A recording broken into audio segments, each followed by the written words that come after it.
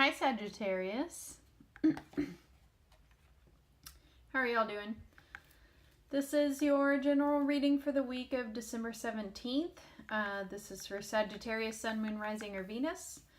And if you don't know your Moon, Rising, or Venus sign, you can look that up on Cafe Astrology, and I'll link that in the description box below.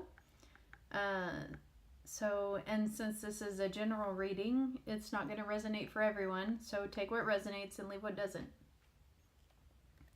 So this first card I was holding up, this is your overall energy for the week along with this. But this is more your energy. Pardon me. This is number 11 of 12 readings, so I'm hoarse. Knight of Wands, you might be feeling like you're experiencing a test of faith this coming up week.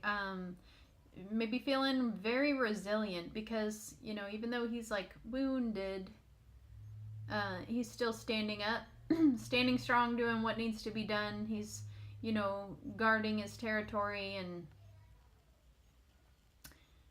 and yeah, so resilience, that's that. And then we've got Queen of Cups. So you might be dealing with a water sign next week very prominently, especially since this card fell out of the deck onto the floor when I was shuffling. So this jumped out of the deck. So for a lot of y'all, I feel a strong water sign correlation. So this could be a Pisces, Cancer, or Scorpio. And but they're very, you know, sensitive and calm and in touch with their emotions, and you know, they might have some stability going on, and you know, authoritative. You know, they might be, you know, somewhat commanding in a way, not like bossy, but you know, just commanding. They're authoritative. Did I already say that? I might have. Anyway, so the start of the week, you're going to be feeling, you know, very Six of Wands. This is a card of recognition and success and accolades and, you know, just being noticed and, you know, victorious in a way. And yeah, that's how I see that. And then we've got what's influencing you. You might, so Five of Swords, this is a card of like victory. You know, I almost see this as, I don't know, this card reminds me of Five of Wands too, because it's like you can tell they were fighting. In Five of Wands, they're like fighting. Six of Swords, they're like, you know, they've already thrown down their arms. So this is like a card of defeat. You know, not that you were defeated, but maybe you defeated someone or something.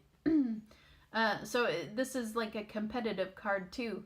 And so those people might be very, you know, scornful because they lost, but you won, you know. And for some of y'all, this could be y'all, the scorned ones, and somebody else won. But for most of y'all, I feel like, you know, you're being influenced by a win of some sort. Then we've got your goal. So I feel like y'all are hoping for a new beginning, you know, a new chance at something. This is like a card of, you know, well, this is the Fool. So he's free-spirited. He's trusting in the universe. He's about to walk off a cliff and his dog's barking at him. So, you know, like this is somebody who's very optimistic. They're not even really paying attention to their surroundings. They're just full of joy. And, so this might be you hoping, not that your goal is to walk off a cliff, but just to be in this frame of mind, you know, that taking a chance, taking a risk, but being very happy and optimistic about that, because this is, you know, the Fool's very optimistic. Then subconsciously, you might be on a path of discovery. You might be possibly traveling. For some of y'all, this is like this is the card of expansion. So you might be expanding on a business endeavor or a new idea, or yeah, Three of Wands. That's planning, discovery, expansion, This could be a transition too. Yeah, and travel. I don't know what else to say about that. Then in the recent past, we got Seven of Swords. So this card, it's like about feeling betrayed. So you might have recently felt betrayed, or like you were robbed of something, or maybe you feel like you betrayed someone, or you robbed someone of something. Not that you literally stole, something tangible, but like you might have. It's a card of deceit. So maybe you feel like you were deceived, or maybe you feel like you deceived someone. You could be there, or you could be the person in the tent that got their sword stolen. Anyways, yeah.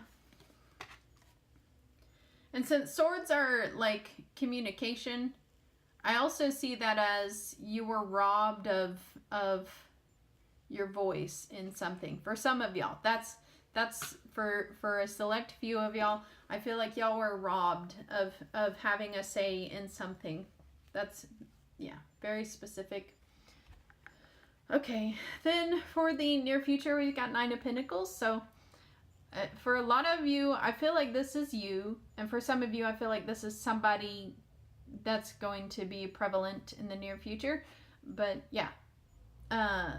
So Queen of Pentacles, he or she is very independent. They are successful.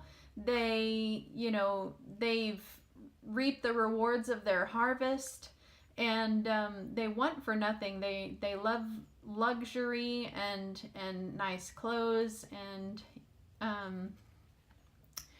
maybe they even though they have all of this abundance around them, she's not looking at that stuff. She's like focused on the bird and how beautiful it is, and not paying attention to the abundance around her. So it's like she's not recognizing her positive surroundings because she's so focused on this bird.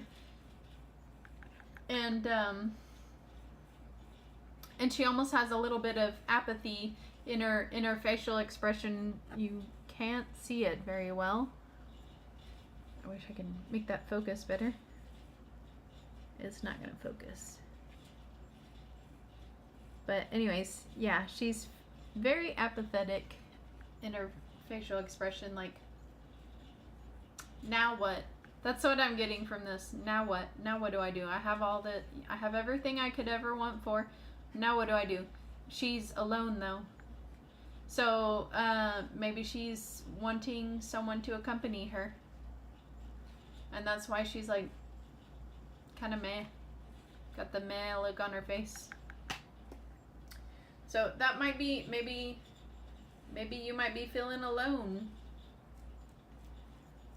in the near future. All right, so how you feel about yourself next week? You might be feeling very in love, or bonding with somebody.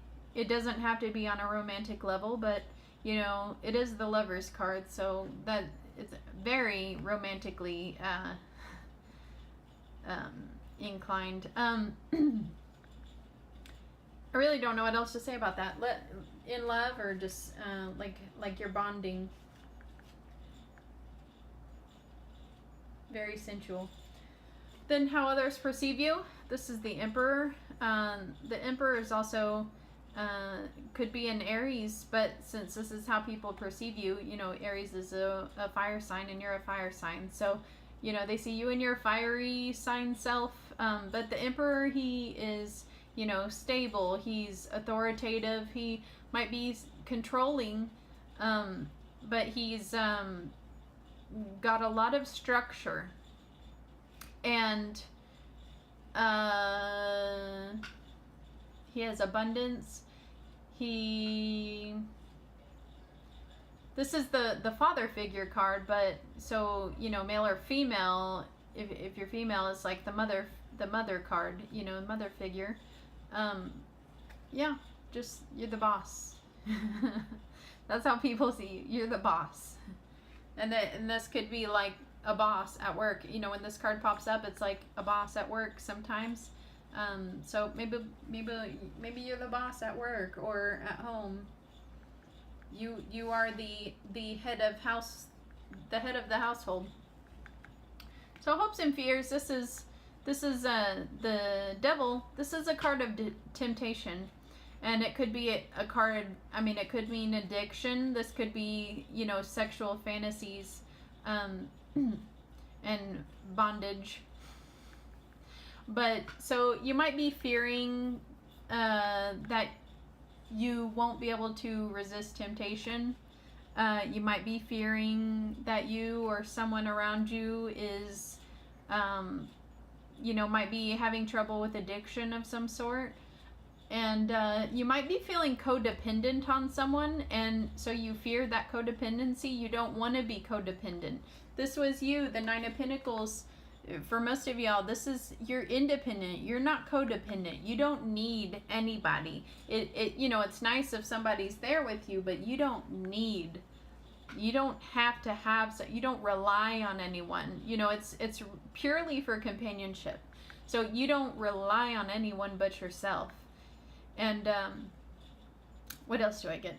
This could also be a Capricorn. So maybe you're hoping for a Capricorn to come into your life or re-enter your life, or you're fearing a Capricorn. You know, maybe the Capricorn, somebody you don't want around. And yeah, I don't know what else I get for that. This could also, I hear my daughter screaming. This could also be greed, envy, jealousy. So yeah, just, that's hopes and fears. That's in your head. It's in your head. Then for the final outcome, we've got the Wheel of Fortune. And so this means like fate's on your side, if you believe in fate, or, you know, and this is final outcome, so this is what's coming. This could also be good fortune coming your way. This is a turning point in your life. This could, you know, this is a card of cycles. So, you know, completion of a cycle. Or this could also mean karma, cause and effect. Maybe karma is returning to you, or, you know, cause and effect, like consequences of actions. Usually this is a pretty positive card, in my opinion. And that's all I get for that. Karma, yeah. So then we've got Eight of Cups. You might have to leave something behind, or you might be walking away from something, or someone's walking away from you. This is like, you know, the cups are full, so it's like, it's seemingly pleasant, and they're walking away anyway because it's necessary. It's a necessary transition. They could return. You know, there's just a mountain, so it looks like he's going hiking. Like he might walk around the mountain and come back once he's done some introspection. He needs some time to himself, he, she. So if this is you, you know, maybe you need a break.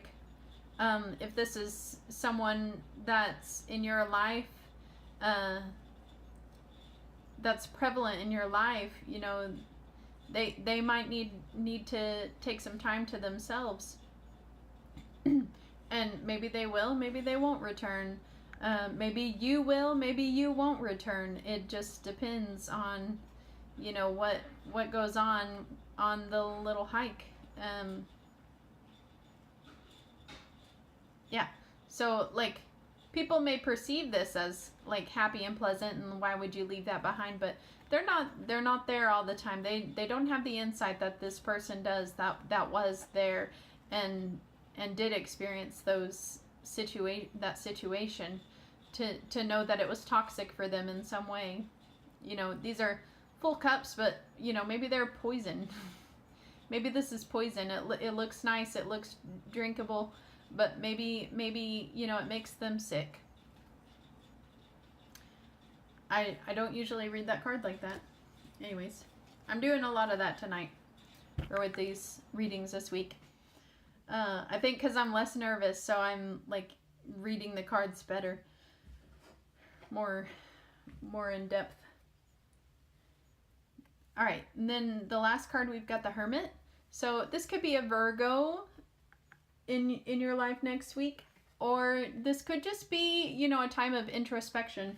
So if this was you walking away, I look at that guy. He's almost doing what this guy's doing. You know, this guy's like climbing those mountains, you know. I'm sorry, I got interrupted. So anyways, I was saying, you know, maybe this is you because he's like climbing those mountains right there, you know, and there's mountains. And so maybe you're walking away and, you know, doing some soul searching, some soul work, some introspection. You know, he's got the star in his lantern, literally the star, like the star card. You can't really see it. It's like, you know, the Star of David shape, you know, the 6-pointed. Anyway, so, you know, the star is, he's following hope. He's following serenity, you know, and even though he's alone, he's humble. He is content. He doesn't feel alone. He's looking inward. He's you know, maybe doing some meditation, you know, trying to find himself again. He's very wise too. So that could be you at the end of the next week, or this could be somebody in your life doing this soul searching, somebody very close to you doing this soul searching. And but it's good for the soul, and it's a time of healing, because the star is a card of healing. And not that this is the star, but there's a star in the lantern. So all right, that's your reading for the week. And next week I'm gonna do, I plan to do love readings in addition to the general readings. So there should be 2 videos for you next week. You know, the week of Christmas, whatever date that is, the 24th, 25th. So anyways, if you like this video, make sure you like it down below. And if you want to see more of these, and especially those love readings, make sure you subscribe and hit the bell notification also below, so that you know when I'm coming out with the next videos. And thank you for watching. Bye.